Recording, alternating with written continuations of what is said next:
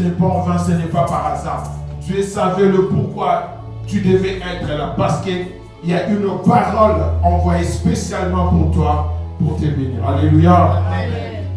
Vous savez, le deux dimanches passé, la servante de Dieu elle nous a parlé et on a été bénis par ces deux termes qui étaient vraiment profonds. Il nous avait parlé sur les circonstances.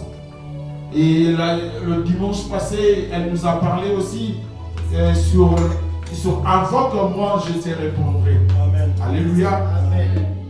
Et elle avait dit, vous savez, pour invoquer, il y a des principes aussi à respecter. Tu ne peux pas te réveiller seulement en bon matin n'importe qui invoquer. Il faut savoir qui tu invoques. Et aussi, il faut savoir qui tu es. Alléluia. Parce que si tu sais déjà qui tu es, et tu sauras à qui je dois invoquer, pour que l'appartenance ne pose pas problème. Alléluia. Vous savez, un bouddhiste, il ne peut pas simplement se réveiller un matin pour invoquer Dieu. Le problème de l'appartenance va poser un sérieux problème. Pourquoi? Parce qu'il n'a pas encore reçu Jésus-Christ dans sa vie comme Seigneur et Sauveur. Parce que Dieu dit, invoque-moi, je te répondrai. Et il répond à ses enfants, il répond à ceux qui ont reçu Jésus-Christ dans leur vie comme Seigneur et Sauveur. Alléluia. Amen. Voilà pourquoi, bien-aimé, lorsqu'il s'agit d'invocation, il faut savoir qui tu es pour que l'appartenance ne pose pas problème. Et là, c'était ça, c'est que la servante de Dieu nous avait prêché. Et il faut respecter des principes. Elle nous avait dit, Élie, avant d'invoquer, ça demandait qu'il puisse rebâtir l'autel de Dieu, afin que le feu puisse descendre. Il avait respecté, il avait invoqué, et le feu était descendu. Et ce matin, on va partager quelque chose que Dieu m'a mis à cœur, et je sais que ça va bénir. Je crois que ça va bénir une personne. Parce qu'on avait commencé par dire, en termes, on avait parlé que nous, on fait confiance à Dieu parce qu'on avait droit. On avait vu quelqu'un dans la Bible. Cette personne, malgré tout ce qu'il avait fait, mais cette personne avait fini dans l'abondance. Aussi, une autre personne, malgré que tout ce qu'on avait manigancé, pour que cette personne ne bénéficie pas de la bénédiction de son père, même sa mère, elle avait manigancé pour que son fils ne bénéficie pas de la bénédiction de son père.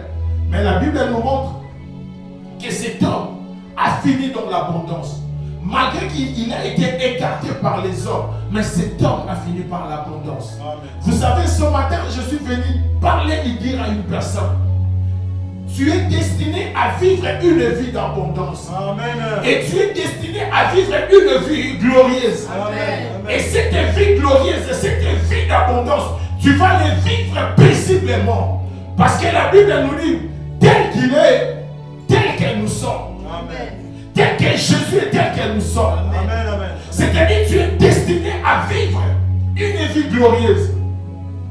Peu importe ce qui se passe aujourd'hui, sache-le. Et je l'ai dit, je l'ai répété toujours. À la fin de toutes les choses, c'est toi qui seras victorieux. Amen. Peu importe le combat d'aujourd'hui, peu importe les attaques d'aujourd'hui, à la fin de toutes les choses, c'est toi qui seras victorieux. Amen. Laisse-les faire tout ce qu'ils sont en train de faire. Mais à la fin de toutes les choses, c'est toi qui seras victorieux. Amen. Malgré le combat est rude, malgré le combat est féroce, mais à la fin, c'est toi qui seras victorieux. Amen. C'est ça, bien-aimé, l'avantage d'être enfant de Dieu. Malgré le combat d'aujourd'hui, malgré tout ce qu'ils sont en train de faire, mais au final, au finish, c'est moi qui serai victorieux. C'est toi qui seras victorieux. Alléluia. Amen. Voilà pourquoi, bien-aimé, il ne faut pas, bien-aimé, marcher la tête baissée. Il faut toujours, bien-aimé, soulever la tête. Malgré ce qui se passe aujourd'hui.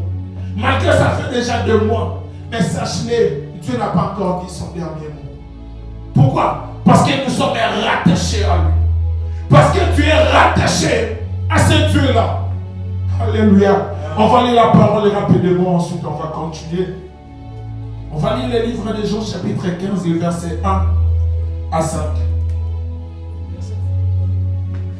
Jean chapitre 15, verset 1 à 5.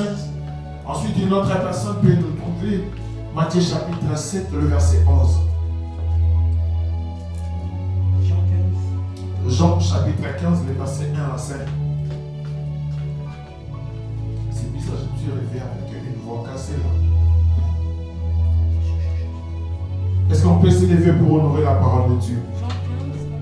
Jean chapitre 15, les versets 1 à 5. Et une autre personne peut nous trouver Matthieu chapitre 7, le verset 11.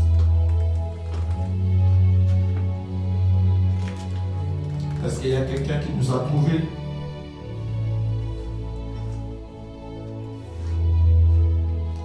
Jean 15, le verset 1 à 5, je lis au nom de Jésus. Je rends grâce à Dieu. C'est moi qui suis le vrai cep. C'est moi qui suis le vrai cep. Et mon Père est le vigneron. Amen. Tout sarment qui est en moi et qui ne porte pas de fruit, il l'enlève. Amen. Et tout sarment qui porte du fruit, il le taille afin qu'il porte encore plus de fruits. Alléluia. Déjà, vous êtes purs à cause de la parole que je vous ai annoncée. Amen. Demeurez en moi et je demeurerai en vous. Le sarment ne peut pas porter de fruits par lui-même sans rester attaché au cep. Il en va de même pour vous si vous ne demeurez pas en moi. Je suis le cep, vous êtes les sarments. Celui qui demeure en moi et en qui je demeure porte beaucoup de fruits, car sans moi, vous ne pouvez rien faire. Parole du Seigneur, Matthieu chapitre 7, le verset 11. Matthieu chapitre 7, le verset 11, je lis au nom de Jésus. Amen. Si donc, mauvais comme vous l'êtes, vous savez donner de bonnes choses à vos enfants, votre Père Céleste donnera d'autant plus volontiers de bonnes choses à ceux qui les lui demandent. Parole du Seigneur. Parole du Seigneur, acclamons très fort pour la parole de Dieu. Tu acclames très fort pour la parole de Dieu. Dis-toi que je bien fait d'être là ce matin. Alléluia. Vous savez, à certaines paroles, on peut simplement les lire, fermer nos Bibles et rentrer à la maison. Alléluia. On lit, on dit Amen, et après on donne les offrandes, on rentre à la maison. Alléluia. Parce que là où on vient de lire, c'est Jésus qui dit, je suis le vrai cep. Le vrai. Et mon Père est le vigneron.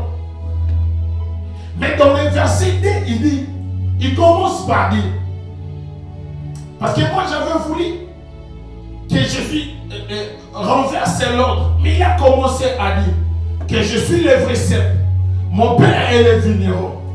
Mais tous ces amants qui ne portent pas de fruits sera retranché. Alléluia. Amen. Il dit tout sarment qui ne porte pas de fruits sera retiré ou sera retranché. Et tout sarment qui porte les fruits sera taillé afin de donner encore plus de fruits. Il commence par dire tout sarment qui ne porte pas de fruits sera retiré, sera enlevé. Mais le sarment qui porte des fruits sera taillé. Pendant que je lisais, je me dis, mais pourquoi pas Jésus-Christ avait commencé par dire tout sarment qui porte les fruits sera aiguisé, taillé pour porter des fruits. Enfin, si c'est des sarments, d'autres ne portent pas de fruits, sera enlevé. Alléluia. Amen. Parce qu'il dit, c'est moi les cep. Mon Père est le vigneron. Waouh. Vous savez, la botanique elle nous dit très bien, comme quoi, que l'arbre elle est composée des racines, des troncs, des branches, des feuilles. Alléluia. Amen. Mais ici Jésus dit, je suis les cep, c'est-à-dire le tronc. Avant que le branche, ce qu'on appelle les sarments, puisse sortir, il faut que les troncs puissent exister. Il faut que la racine puisse exister. Parce que sans ces choses-là, il n'y aura pas de branche qui va sortir dans l'arbre. Alléluia. Amen. Mais lorsque cet arbre va grandir, il y aura des branches qui vont sortir. Et ces branches-là vont porter des fruits. Amen. Mais si ça ne porte pas de fruits, ça sera retiré. Pourquoi? Parce que ces branches-là sont automatiquement attachés au tronc. Et le tronc est attaché aux racines. C'est-à-dire, Jésus-Christ était sûr de ce qu'il était en train de dire. Alléluia. Pour dire que ce qui ne porte pas de fruits sera retranché. Ce qui ne porte pas de fruits, c'est-à-dire pour Jésus, c'est anormal. Quelque chose qui est attaché à la chose qui donne des fruits que cette bouche-là ne produisait pas. C'est anormal. C'est anormal. Ici, ce matin, je vais dire à une personne, à quelqu'un ce matin. Et lorsque Jésus donne cet exemple ou cette parabole, il voulait simplement dire, écoute, parce que quand tu descends, il dit, vous êtes déjà pur à cause de la parole. Ici, ce matin, je m'aimerais adresser à un enfant de Dieu, à quelqu'un qui a déjà reçu Jésus-Christ dans sa vie comme Seigneur et Sauveur. Lorsque tu es attaché à Jésus, tu es obligé, c'est obligatoire que tu puisses produire quelque chose. Okay. Lorsque tu ne produis pas quelque chose, c'est-à-dire c'est anormal. Ça n'a pas de sens. Même Jésus-Christ dit, ça n'a pas de sens que tu ne puisses pas produire. Et lorsque tu ne produis pas, ce n'est pas le problème de Dieu, ce n'est pas le problème de la racine, mais c'est un problème personnel. Ce n'est pas le problème de Dieu. Si parfois tu ne réussis pas, c'est-à-dire à un moment il faut se poser des questions. Parce que tu es un enfant de Dieu. Dieu nous a appelés, bien-aimés, à aller de victoire en victoire. Parce qu'il dit, partout où les pierres foulera, je vous les donne en possession. Il y a des choses dans nos vies, bien-aimés. Lorsque ça ne marche pas, il y a un moment, il faut s'arrêter et se poser de bonnes questions. Parfois, ce n'est pas les diables. Même Dieu lui-même, il est en train de s'étonner. Mais comment est-ce que cet enfant ne réussissait pas? Comment est-ce que cet enfant ne progressait pas? Des portes se ferment, mais il ne disent rien. Il ne parle même pas. Il est en train de trouver des choses normales. Mais pour Dieu, il est en train de voir ce n'est pas normal. Bien-aimé, ta vie est attachée à Dieu. Non seulement ta vie est attachée à Dieu, mais ta vie, bien-aimé, il y a une gloire dans ta vie, bien-aimé, qui réside en toi. Il y a des choses, lorsque ça ne marche pas, parfois, bien-aimé, c'est toi. Parce qu'il dit, tu es attaché au cercle. Mais comment est-ce que ces serments ne produisent pas? Ici, je vais ouvrir une parenthèse. Vous savez, il y a beaucoup de gens qui viennent parfois à l'église. Ils viennent par complaisance. Ils viennent par formalité. Ils viennent parce qu'on est habitué. Parce qu'ils savent, si je ne viens pas, le pasteur va m'appeler. Si je ne pars pas, la sœur Sarah, elle va m'appeler. Écoute, pour éviter ces dérangements, je peux quand même aller. Mais personnellement, la personne n'a pas cette notion-là de l'endroit où il est en train d'aller. La personne ne comprend pas. Le fait de venir à l'église, je viens faire quoi? Ils viennent par formalité. Ils viennent parce que là-bas, il y a des jolies sœurs, il y a des frères, il y a des beaux gosses. Je peux quand même les trouver. Alléluia. Amen. Mais la personne ne se rend pas compte que lorsque je viens à l'église, je viens devant Dieu. Amen. Et cette notion, la personne l'a mis de côté. Ils viennent à l'église pour faire montrer aux autres que moi aussi je pars à l'église.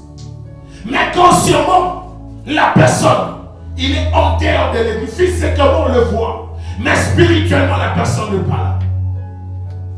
On le voit chaque dimanche, il est là. S'il s'agit de chanter, la personne peut chanter. S'il s'agit de l'offrande, même des offrandes, il y a d'autres personnes qui commencent à donner des offrandes pour que les autres puissent le voir. Mais il n'a pas conscience de l'acte qu'il est en train de poser. Il y a beaucoup de personnes élevées, ils ont oublié, ils n'ont même pas cette notion. Le pourquoi de venir à l'église. Et lorsqu'il s'agit d'adorer, la personne commence à dire, vous aussi avec vos prières là, vous durez trop. Moi j'aime seulement des chansons, je danse et puis je rentre. Pour lui, il vient danser et puis il va rentrer. Pour lui, ça s'est limité là. Mais il n'a pas conscience que lorsque nous venons à l'église, nous venons devant Dieu. Nous venons chercher la face de Dieu. Amen. Nous venons chercher celui qui est capable de tout. Amen. Celui qui est capable de tout changer. Amen. Mais la personne n'a pas cette conscience-là. La personne n'a pas cette notion-là. Il vient à l'église parce que là-bas, nous sommes tellement nombreux. Je vais rencontrer mes amis. Je vais rencontrer mes proches. Bien aimé, on ne vient pas à l'église pour rencontrer ses proches. Mais on vient à l'église pour rencontrer Jésus. Amen. Alléluia. Tu ne viens pas pour les pasteurs. Même moi aussi, bien aimé, lorsqu'il s'agit de prier, je prie. Parce que j'ai besoin aussi de la main de Dieu dans ma vie. Amen. Alléluia. Amen. Si toi tu n'as pas cette conscience, bien aimé, tu seras retranché. C'est-à-dire tout ce que tu vas faire, tu ne verras jamais la main de Dieu. Parce que tu n'as pas conscience, bien aimé, de qui il est dans ta vie. Tu n'as pas conscience. Tu viens faire quoi à l'église? Il y a beaucoup qui disent, pasteur, moi j'ai fait 15 ans à l'église. Mais il y a des choses qui ne marchent pas. Vous n'avez pas l'onction. Déjà toi, bien aimé. Alléluia. Déjà toi-même, bien aimé, tu es inconscient de ta vie. Tu es inconscient de ce que tu viens faire à l'église. Et troisièmement, et tu te permets aussi à dire que là, vous n'avez pas l'onction. Alléluia. Parce que tu ne sais pas qui tu es. Alléluia. Amen. On ne peut pas rappeler un Français qui est né ici. Il est français. Il n'a pas besoin de faire des efforts qu'il est français. Il n'a pas besoin, bien aimé, de commencer à sauter pour que vous puissiez comprendre qu'il est français. Il n'en a pas besoin. Mais lorsque vous serez, bien aimé, face aux douaniers dans une frontière, lorsque vous allez prendre un avion, c'est là que tu vas comprendre que non, c'est lui-là vraiment c'est un français parce qu'il n'a pas le temps, bien aimé, de se tracasser. Je vais donner un exemple. Un jour, on était en voyage avec ma femme. On revenait, on a pris l'avion dès qu'on descendait. On est arrivé on a pris l'avion, on était assis, bien ensemble. Mais pour sortir, on a dit non, elle doit passer côté, mais toi tu dois passer de l'autre côté. J'ai dit, mais c'est ma femme. Ici, il n'y a pas question de femme. Elle va passer de l'autre côté. Toi, tu vas passer de... Pourquoi? Parce que son identité bien-aimée, elle n'avait pas besoin de se justifier. Elle s'est juste présentée. Ces gens-là l'ont fait passer. Mais pour moi, on dit, non, toi, tu vas passer de l'autre côté. Vous savez, si tu es un enfant de Dieu, il y a des moments bien-aimés, tu ne vas pas commencer à beaucoup prier. Tu vas dire, Seigneur, je déclare, et je déclare que ceci dans ma vie, que cette porte s'ouvre, la porte va s'ouvrir. Alléluia. Mais si tu perds cette notion, c'est fini. Elle s'est moquée de nous écouter. Je suis ta femme ici. Toi, tu es passé là-bas, moi, je suis passé de l'autre côté. Pourquoi? Son identité bien-aimée a fait en sorte bien-aimée qu'elle puisse bénéficier de certains privilèges. Et moi, on va commencer à me poser la question, mais si tu viens d'où? Elle était déjà passée. Mais moi, on me posait, mais j'étais avec ma femme. Ici, on te pose la question, tu viens d'où? Alléluia. Amen. Alléluia. Amen. Jésus dit, je suis le cèpe, vous êtes les sarments. Si tu ne portes pas de fruits, tu seras retiré. Pourquoi? Parce que dans le verset premier, il dit, mon père est le vigneron. C'est-à-dire un vigneron, ce n'est pas n'importe qui. C'est un spécialiste. Il est spécialisé, bien aimé, dans l'agriculture, bien aimé, du vin. Lorsque cette branche, bien aimé, ne produit pas, tu n'as pas besoin de se justifier. Lui, il est spécialiste. Il connaît très bien la matière. Il maîtrise très bien cette notion. Il va simplement couper et retirer. Voilà pourquoi on a beaucoup d'enfants de Dieu. Il dit, pasteur, je viens à l'église, mais j'ai toujours des problèmes. Ça fait 10 ans cette situation. Ça fait 15 ans que je vis toujours la même chose. Parce que bien-aimé, tu as été déjà retiré. Tu as été déjà bien-aimé enlevé. Pourquoi? Parce qu'il y avait un père. Il est spécialiste. Il dit mon père est le vigneron. Bien-aimé, les vignerons, son rôle, c'est de labourer la terre. Son bien-aimé, il est spécialisé dans cette chose-là. Donc tu ne peux pas venir dire à un vigneron, c'est lui qui a passé toute sa vie à labourer, à cultiver du vin, à maîtriser cette chose-là. De lui dire, écoute, ça là, ça. Non, non, lui il sait déjà. Dès que l'arbre commence à faire comme ça ne sert à rien. Je dois les retirer. Aujourd'hui, bien aimé, il y a beaucoup d'enfants de Dieu. Je dis, je me permets même de dire des enfants de Dieu. Ils viennent à l'église, mais la main de Dieu est tellement éloignée dans leur vie. Et ces genre de personnes disent, pasteur, vous n'avez pas l'onction. Ce n'est pas que le pasteur n'a pas d'onction. Parce que toi, tu as été déjà retiré. Tu as été déjà retiré. Ce n'est plus le problème du pasteur, mais c'est le problème de toi. Parce qu'au début, tu étais rattaché à Dieu. Tu étais à Dieu. Parce qu'il dit, avant que ce serment-là puisse être retiré, c'est-à-dire, le serment-là, elle a été collée au sceptre. Elle a été collée. Collée. Donc, on retire quelque chose qui a été collé. Pourquoi? Parce que c'est une notion. Vous l'avez perdu. Voilà pourquoi la servante de Dieu dit, avant d'invoquer, il y a des principes à respecter. Aujourd'hui, il y a beaucoup des enfants de Dieu, surtout ici en Europe, bien habillés, bien vêtus, bien parfumés. Mais ils passent des moments compliqués. Il y a des principes ici, les gens les respectent un peu. Ils ont tellement mascalisé les hommes de Dieu. Même si on lui dit, écoute, cette chose-là que tu es en train de faire, c'est mauvais.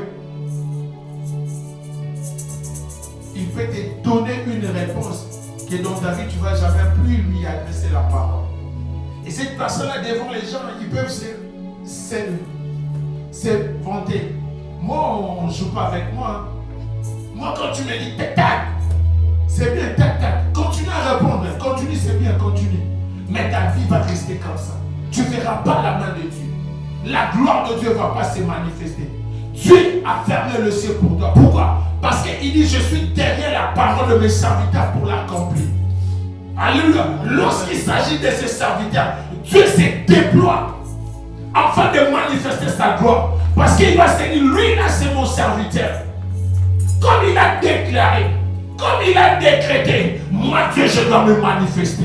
Mais comme toi tu nous as déjà mascalisé, tu as dit écoute, moi j'ai déjà fait 30 ans ici en Europe. Mais lui là, ça fait même pas des années. Qu'est-ce qu'il peut m'apprendre? Ici on ne parle pas qu'est-ce qu'il peut m'apprendre. Mais ici on te parle d'une dimension spirituelle. C'est-à-dire il y a un moment bien aimé, il faut s'arrêter, se poser de bonnes questions. Il y a certaines choses pour l'avoir dans ta vie. Dieu a mandaté ses serviteurs. Tu les veux ou pas, Dieu a mandaté ses serviteurs. Lorsqu'un serviteur de Dieu déclare, même les sorciers de ta famille, ils seront obligés de lâcher prise. Alléluia.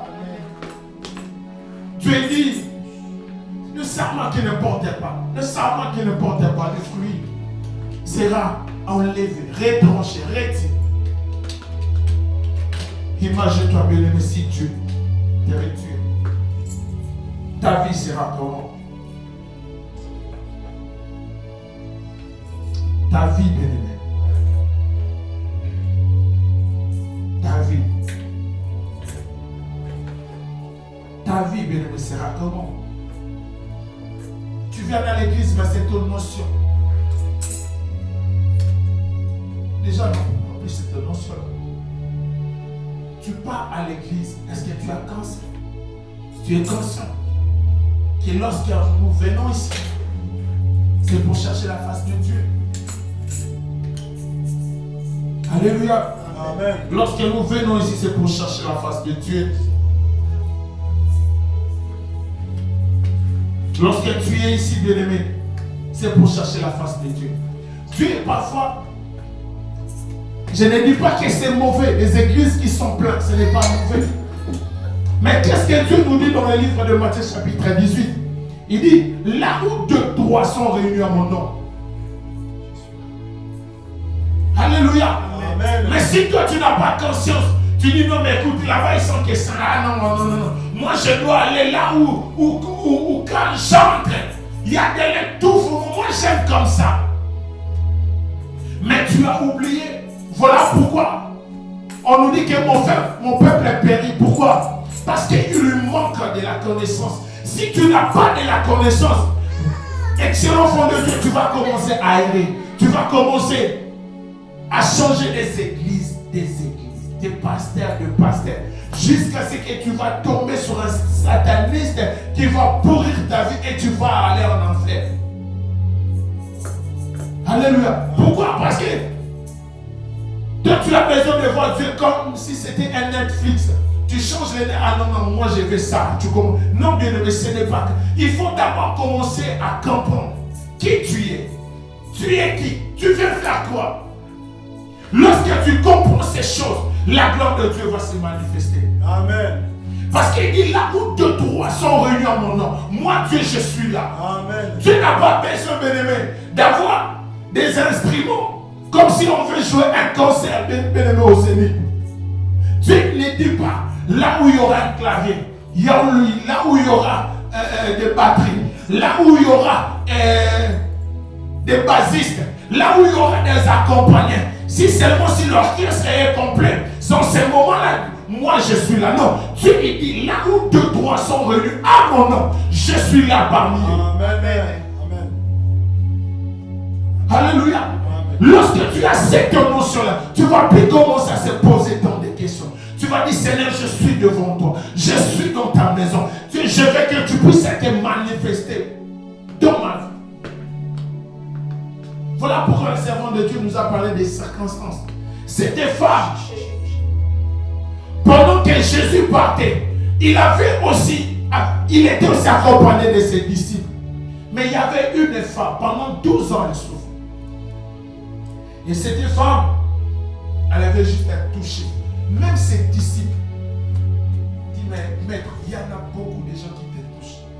Mais qui peut te toucher? Je te dis, il y a quelqu'un qui m'a touché. C'est-à-dire, cette femme, elle avait touché Jésus d'une manière différente.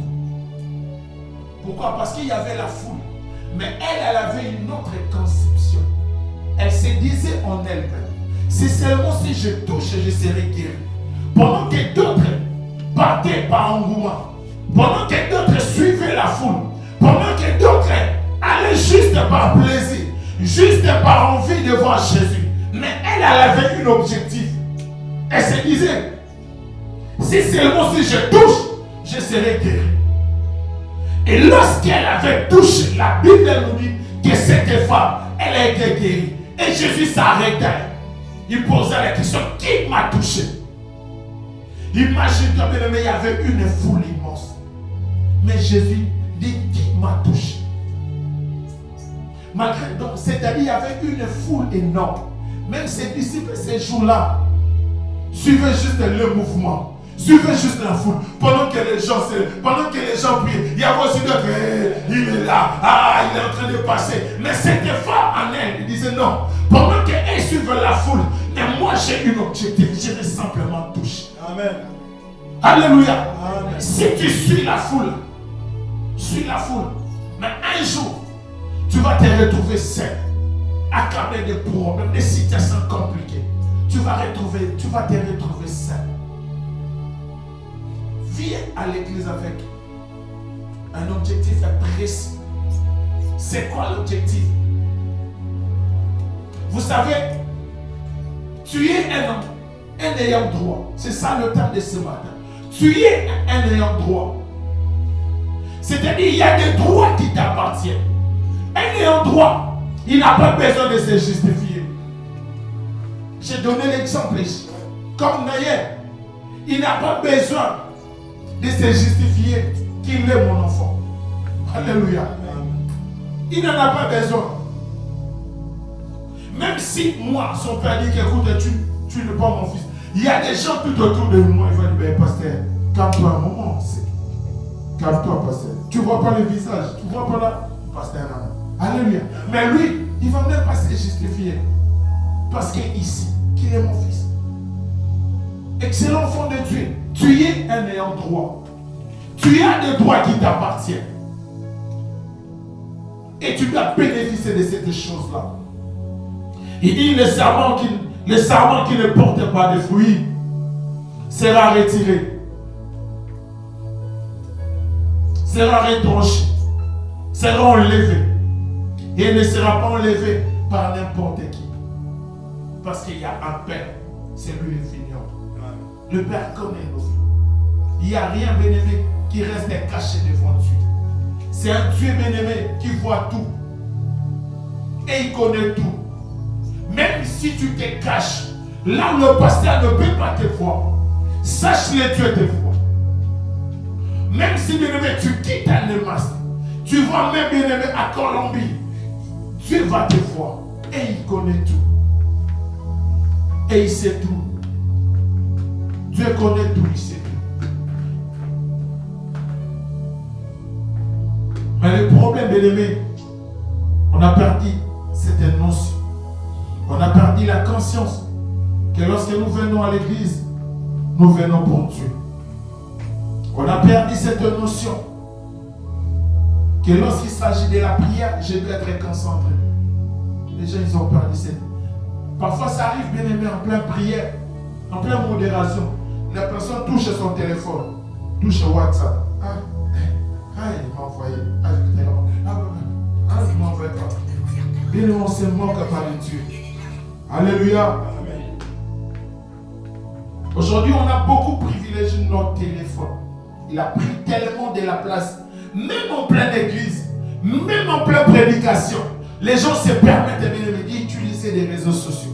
Aussi longtemps après l'église, tu as toute la journée, tu peux l'utiliser. Il y a un moment, bien aimé, il faut être responsable. C'est-à-dire, lorsque j'entre à l'église, je me mets en mode avion. Tous les messages, les appels après l'église. Parce que tu n'es pas devant n'importe qui. Tu es devant celui qui est capable de tout dans ta vie. Si aujourd'hui on te donne l'invitation d'aller chez un président, toi-même, tu ne vas même pas mettre un mode d'avion, tu vas éteindre ton téléphone. Tu vas dire, écoute, là-bas, même si on ne te dit rien, mais de toi-même, tu vas l'éteindre. Parce que tu vas te rendre contenant. Je dois voir un président. C'est-à-dire que je ne sois pas dérangé. Mais pourquoi à l'église, on se permet parfois des choses qui n'est pas normales. On se permet de faire n'importe quoi à l'église de Dieu. Et tu as besoin que Dieu puisse manifester sa main dans ta vie. Et tu as besoin que la gloire de Dieu puisse se manifester dans ta vie. Tu as besoin de ces choses-là. La gloire de Dieu ne va pas se manifester. Alléluia. Amen. La gloire de Dieu ne va pas se manifester. Tu ne verras pas la main de Dieu dans ta vie. Tu ne vas pas produire. Parce que c'est lui qui contrôle tout ici.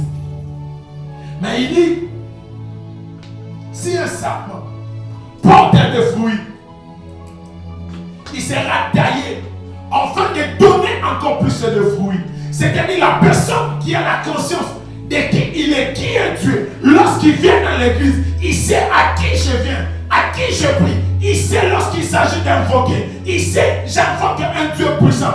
Mais la Bible nous dit, Dieu dit, il est comme un serment. Et ce serment-là sera taillé afin qu'il puisse produire encore beaucoup de fruits. Lorsque tu as cette conscience, la main de Dieu va commencer à se manifester. Et tu vas vivre de gloire en gloire dans ta vie. La main de Dieu sera présente dans ta vie. Il y a des choses et les gens vont commencer à s'étonner. Comment est-ce que tu as fait pour avoir ces résultats? Comment est-ce que tu as fait pour arriver à ce niveau? Les gens vont commencer à se poser des questions. Pendant que d'autres vont échouer. Mais toi, bien-aimé, dans ta vie, tu ne verras jamais l'échec. Tu ne verras jamais l'échec dans ta vie. Pourquoi? Parce que tu es ce serment-là que Dieu va tailler et va donner de la forme qu'il faut. Et lorsqu'il s'agit de prier, Dieu va répondre. Parce qu'il dit vos pères, méchants qui vous aiment. Dieu nous traite de méchants. Mais vous savez donner des bonnes choses à vos enfants. Tel qu'Enaï, il est là. Donc c'est-à-dire ses parents ont pris le soin de lui laver le matin, de lui donner à manger, de lui donner des vêtements propres, afin qu'il puisse être propre. Mais Dieu dit, malgré que vous avez fait ça, vous êtes des méchants. Mais aux yeux du monde, lorsqu'on voit Anaï, tu es bien habillé, Anaï, tu sens bon. Malgré ce que ce parent en fait, Dieu nous dit, vous êtes de méchants. Mais nous, on a vu qu'on a bien fait. Mais il dit, regarde maintenant la différence. Malgré ce que vous avez fait là, vous êtes des méchants. Malgré que votre enfant, il est ce qu'il est là, mais vous êtes des méchants. Mais moi, Dieu, je suis au-delà de ce que vous êtes capable de faire.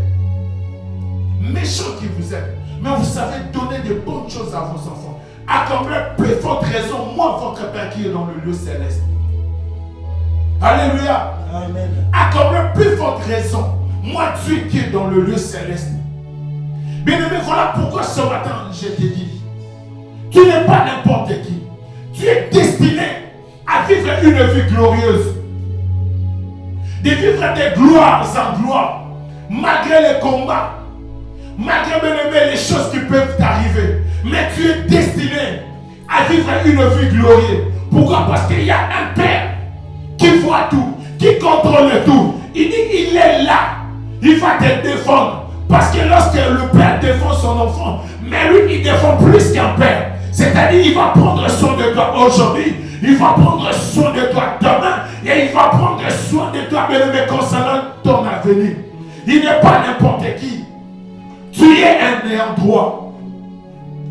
Et lorsque tu es un ayant droit, il faut être conscient que je ne suis pas n'importe qui. Amen. Tu n'es pas n'importe qui. Tu es un ayant droit. Mais pourquoi des choses qui t'appartiennent, tu commences, bien-aimé, à chercher, à te lamenter, à se poser tant de questions. Aussi longtemps tu es un ayant droit. Tu es un ayant droit. Ce matin, je suis venu te rappeler. Qu'est-ce qui te tourmente? Qu'est-ce qui ne va pas? Tu es ce serment-là qui est attaché à Jésus. Tu n'es pas attaché à une personne. Mais tu es attaché, tu es collé à Jésus. Tu n'es pas collé bien les mains à n'importe qui. Mais au Seigneur de gloire, le Dieu qui peut tout, le Dieu qui peut tout restaurer. Peu importe ce qui t'arrive. Mais comme tu es ce serment-là, il va te tailler, il va te donner la forme qu'il faut. Afin que tu puisses produire encore plus de fruits. Mais le problème, il faut être conscient. Parce que la parole nous a déjà rendus purs. Et lorsque tu es bien-aimé, cet enfant-là bien-aimé, qui est attaché à la parole de Dieu, qui croit à la parole de Dieu, parce que si tu descends, il dit, si vous demeurez en moi, moi je vais demeurer en vous. Le problème est bien-aimé, le problème, ça commence là. Il dit, si vous demeurez en moi, si vous demeurez, ce mot-là bien tellement fort. Dieu ne dit pas, si vous êtes de passage, si vous transitez, si vous passez, mais il dit si vous demeurez. Le problème est bien aimé, il faut demeurer. Il dit si vous demeurez en moi, je demeurerai en vous. Lorsqu'on parle bien aimé d'un demeure, c'est-à-dire là où la personne a sa principale domicile. Sur le plan juridique, on peut dire résidence, on peut dire maison. Mais lorsqu'on parle de demeure, c'est là où bien aimé, tu as ta principale habitation. C'est là où bien aimé une personne habite. Mais le problème bien aimé, il y a beaucoup d'enfants qui ne demeurent pas. Il dit dans le verset 4, demeurez en moi et je demeurerai en vous. Comme le serment ne peut lui-même apporter des fruits s'il demeure attaché au serment, ainsi vous ne le pouvez non plus mais si vous demeurez en moi. Alléluia. Il dit, si vous demeurez en moi, je vais demeurer en vous. Et il souligne le sarment de lui-même. Il ne peut jamais produire de fruits. Il doit les tirer en moi. Excellent enfant de Dieu. Ce matin, je suis venu te dire, si tu ne demeures pas, si tu ne demeures pas en Dieu, et Dieu ne va pas demeurer en toi. En d'autres termes, lorsque Dieu dit demeure en moi, il faut rester dans la parole de Dieu. Il faut que la parole de Dieu, bien-aimé, habite en nous. Voilà pourquoi il dit à Josué que ce livre de la loi ne s'éloigne pas. Médite la nuit et jour, afin que tu puisses rester dans tout ce que tu vas entreprendre. Bien-aimé, si tu veux réussir dans ta vie, si tout ce que tu veux faire, que ça puisse aboutir, il faut demeurer dans la parole de Dieu. Lorsque la parole de Dieu demeure en vous, c'est là où Dieu dit, je vais demeurer en toi. Et lorsque la parole de Dieu, bien-aimé, commence à jaillir en toi, il n'y a aucune porte qui peut résister en toi. Parce qu'il dit, le serment lui-même il ne peut pas. Et sans lui, nous ne pouvons rien faire. Sans Dieu, excellent enfant de Dieu, tu ne peux rien faire. Sans Dieu, tu ne peux rien faire. C'est-à-dire, même si tu forces, même si tu essaies de tout faire, mais sans Dieu, tu ne peux rien faire dans ta vie. Voilà pourquoi aujourd'hui, bien-aimé, il y a d'autres personnes. Ils commencent même à forcer les choses. Il dit aujourd'hui, moi je vais faire ça, je vais faire ça. Surtout dans ce domaine de l'église. La patience commence à poser un problème. La patience commence à poser un sérieux problème. Parce que la personne dit, ça va faire 1 année, 2 ans. Mais écoute, je n'ai pas encore assez de membres à l'église. Mais Dieu, avec Dieu, ça tarde. Je dois aller chercher n'importe quoi. À cause que les gens le voient, que lui aussi fait des plans. Lui aussi remplit des églises. Lui aussi fait des miracles. Il veut maintenant faire des choses par ses propres efforts. Même si tu fais par tes propres efforts, même si tu pars te chercher n'importe quoi, comme avec Dieu, nous ne pouvons rien faire. C'est-à-dire, même si tu fais tout ce que tu veux faire là pour montrer aux hommes, tu es en train de rien faire. Parce qu'au final, tu iras en enfer. Tu fais rien au final. Les serments ne peuvent jamais produire les fruits de lui-même. Ça doit provenir des cercles. Vous voyez l'arbre, comme j'ai donné l'exemple. Pour avoir des fruits, il y a des branches qui sortent. Et sans les troncs de l'arbre, on ne va jamais voir de branches. On ne va jamais voir de fruits. Et Dieu dit, pour que vous puissiez avoir des fruits, c'est-à-dire il faut que cette branche-là soit attachée au tronc. Parce que c'est le tronc qui fera en sorte que cette branche-là puisse produire des fruits. Excellent enfant de Dieu. Je suis venu dire à une personne ce matin que sans Jésus, nous ne pouvons rien faire. Sans Jésus dans ta vie, tu ne peux rien faire. Ne compte pas à ta beauté, ni à ton intelligence, ni à ta physique. Tu peux te dire, je suis belle, j'ai beaucoup d'argent, j'ai tout ce qu'il faut. Mais sache-le, sans Dieu, nous ne pouvons rien faire. Amen. Avec Dieu, nous ferons des exploits. Avec Dieu, on va faire des exploits. Tu es un sarment. Et il faut produire des fruits. Et pour produire des fruits dans ta vie, il y a des choses à ne pas faire.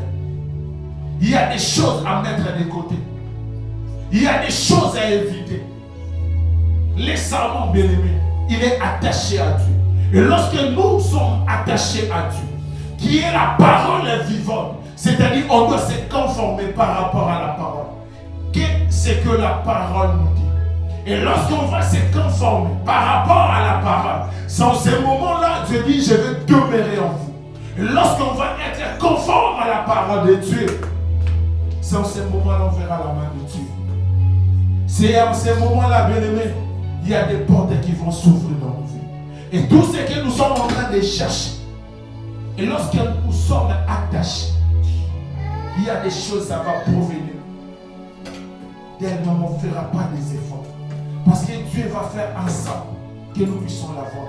Il dit, si ces sarments est attaché, des portes de fruits, mon Père va les tailler, le vigneron va les tailler, afin de produire encore plus de fruits. Si la parole de Dieu est ancrée en toi, si la parole de Dieu habite en toi, tu vas encore produire plus de fruits. Il y a des choses que tu ne vas plus forcer. Il y a des prières, tu ne le feras plus. Il y a certaines jeunes, tu ne le feras plus. Il y a certaines jeunes, on est obligé. Mais il y a certaines choses, on ne le fera plus. Pourquoi? Parce qu'on est des ayants droit. Un ayant droit, bien-aimé, ne se justifie pas pour avoir quelque chose qui est en lui. Tu es un ayant droit. Mais pourquoi, bien-aimé, il y a des choses. Il y a des choses, bien-aimé, qui devaient venir automatiques. Mais tu commences à forcer. Pourquoi? Parce que la parole de Dieu. Parce que la parole de Dieu n'est pas rattachée à toi. Excellent enfant de Dieu. Je suis venu dire à une personne, ce matin, demeure dans la parole de Dieu. Agis selon la parole de Dieu. Marche selon la parole de Dieu. Parle selon la parole de Dieu. Agis selon la parole de Dieu. Fais toutes les choses selon la parole de Dieu. Pourquoi? Parce qu'il y a un Dieu qui va se manifester. S'il y a des gens qui n'ont jamais reçu Jésus-Christ dans leur vie, mais ils ont fini dans l'abondance, à quand même plus forte raison, toi qui as reçu Jésus-Christ dans ta vie comme Seigneur et Sauveur, que tu ne puisses pas finir dans l'abondance. Alléluia. Amen. Il y a des gens, cet homme, il a même tué son frère. Il a ôté la vie à son frère. Mais la Bible nous dit que cette personne a bâti une vie. Mais toi, un enfant de Dieu, qui n'a jamais versé du sang, tu as, même si tu avais versé du sang, mais tu as déjà reçu Jésus-Christ dans ta vie comme Seigneur et Sauveur. Et lorsqu'on reçoit Jésus, il dit qu'on est devenu une nouvelle créature. Des choses anciennes sont passées. Tu es devenu une nouvelle créature. Et pourquoi pas, bien-aimé, de voir la gloire de Dieu dans ta vie? Alléluia. Il a tué, il a ôté la vie. Mais il a bâti une vie. Pour bâtir une vie, ce n'est pas construire une maison, bâtir une vie. Mais toi, un enfant de Dieu, tu as Jésus-Christ dans ta vie. C'est-à-dire pendant les 4 mois qui restent, les gens doivent voir Dieu dans ta vie. Les 4 mois qui restent, je suis venu dire à une personne, même si toi tu ne crois pas, moi je crois à ta place. Ces 4 mois qui restent, les gens témoigneront Dieu dans ta vie. Je les vois fermement, je les déclare au nom de Jésus. Les 4 mois qui restent, les gens verront Dieu dans ta vie. Pourquoi? Parce que tu es ces serments-là, attachés à Dieu. Et tu lui obliges de produire encore plus de fruits. Les gens doivent voir Dieu dans ta vie. Amen. Les gens doivent témoigner Dieu. À un moment, ils vont te dire, on t'a combattu, on t'a cherché, nuit et jour. Mais ce qui t'arrive, réellement, tu es un Dieu dans ta vie. Amen. Et je suis venu déclarer dans la vie d'une personne, là où les portes étaient fermées, j'ouvre cette porte au nom puissant de Jésus-Christ de Nazareth. S'il y avait une malédiction prononcée dans ta vie, au nom puissant de Jésus, j'ai ôté cela par le nom de Jésus. J'enlève cela au nom puissant de Jésus. S'il y avait des liens de famille dans ta vie qui te retenaient, qui te bloquaient, aujourd'hui, par le nom puissant de Jésus-Christ de Nazareth, je viens déraciner ces choses dans ta vie. Au nom puissant de Jésus-Christ de Nazareth. Il n'y a rien qui va te limiter. Peu importe, il y a des liens dans ta famille. Mais aujourd'hui, ces liens-là, je viens les néantir au nom de Jésus. Il n'y a rien qui va te limiter. Il n'y a rien qui va te bloquer. Au nom puissant de Jésus-Christ de Nazareth. Tu es destiné à vivre une vie glorieuse. Alléluia. Amen. Qui est cette personne qui a dit, oh non, vous savez, comme ta mère a vécu cette vie-là, ton père avait dit cette vie-là. Toi aussi tu vas, non. Dans ta vie, j'enlève cela au nom de Jésus. Tu vas vivre la vie que tu as destinée pour toi. Non la vie de ta famille imposée. Tu vas vivre la vie que tu as destinée dans ta vie. Au nom puissant de Jésus-Christ de Nazareth. Tu n'es pas, tu es un ayant droit. Alléluia. Tu dois le dire ce matin, je suis un ayant droit. Je suis un ayant droit. Je suis un ayant droit. Et je vais déclarer dans ta vie. Et je vais déclarer et prophétiser. Le 4 mois qui reste, peu importe ce qui a été prévu, peu importe ce qui a été programmé dans ta vie, je viens l'enlever au nom de Jésus. Je viens déclarer la bénédiction dans ta vie. Je viens déclarer la bénédiction de Dieu dans ta vie. Au nom puissant de Jésus-Christ de Nazareth, sois béni par le nom de Jésus. Sois extrêmement béni par le nom de Jésus. Durant ces 4 mois, que la bénédiction de Dieu te localise. La bénédiction de Dieu te localise